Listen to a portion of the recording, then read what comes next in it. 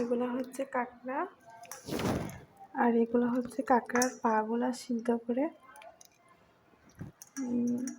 বটি দিয়ে ভিতরের মাংসগুলো নিচ্ছি। তো এগুলো কাঁকড়ার পায়ের ভিতরের মাংসগুলো, বড় বড় যে পাগুলো আছে এরকম পা। অনেকের তো এগুলো পাগুলা দাঁত দিয়ে চিবোতে পারে না। যে আমার শ্বশুর আছে, শাশুড়ি আছে, ওরা তো খেতে পারে না, সেজন্য এদের জন্য এরকম ব্যবস্থা।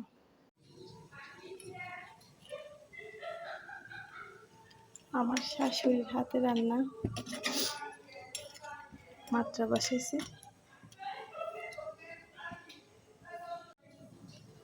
এটা আমার শাশুড়ির আইটেম রেসিপি,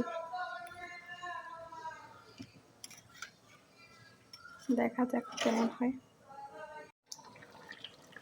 যে তরকারির এখন এই অবস্থা, আমার শাশুড়ি তরকারিতে এত বেশি পানি দিয়ে দিছে, এগুলো শুকাতে শুকাতে আমার 1 ঘন্টা সময় লেগে গেছে।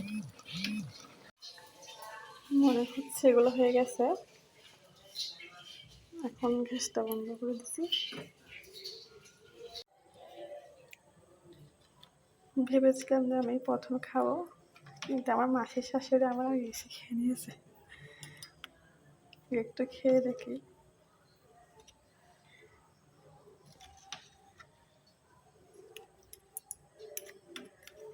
বেশি খেলে আমার শাশুড়ি ভুলে যাবে।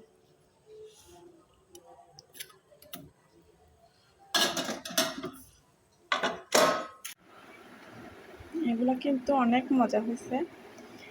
আমাদের পরিবারে এমন অনেক মানুষ থাকে যে যাদের দাঁত নাই, দাঁতের সমস্যার জন্য খেতে পারে না। আমরা কিন্তু চাইলে ওদের জন্য এরকম কিছু একটা রান্না করতে পারি, আর খুব ভালোভাবে খেতে পারে। আমার ঘরে আমার শ্বশুর আছে, শাশুড়ি আছে, ওরা খেতে পারে না, দাঁত পড়ে গেছে, তো এরকম করলে ওরা খায়। আর এটা খুব মজা হয়েছে, আপনারা সবাই ট্রাই করে দেখতে পারেন।